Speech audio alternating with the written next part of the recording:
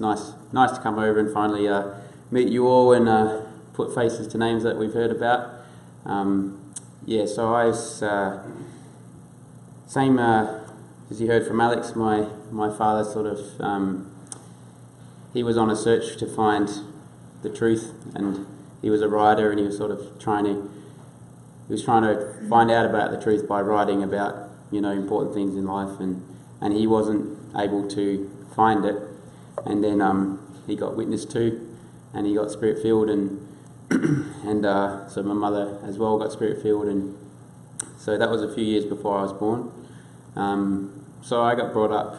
When I was born, I was going to church from a young age, and going to Sunday school, and that was a really great upbringing. That I learned about the Lord, and I knew about right and wrong and the Holy Spirit, and so when I was old enough, I sought for the Holy Spirit myself, and in my room, and as Mum and Dad sort of taught us to pray for the Spirit, and I received, and so that was about 6 years old, and I got baptised, and I was old enough to know what it was, but then I suppose not old enough to really use it. So, but in my childhood, it was just really blessed. We had a great upbringing, and we saw blessings in our upbringing with the things that you'd expect from kids. Like scratches and bruises, and school and friends and that sort of thing.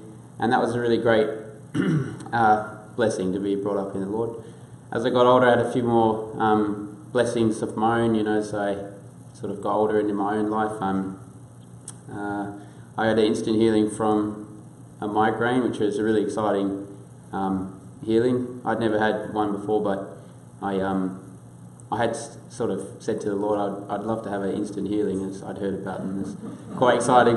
And then, so he gave me a migraine to do it. And I was really buzzing after that, because it was like it was an instant thing. One moment I had it, one moment I didn't, and that was exciting.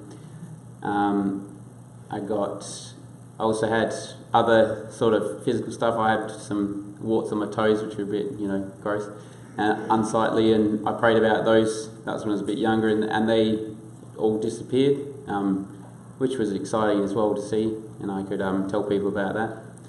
And as I've gotten older in my adult life, the Lord's really blessed me.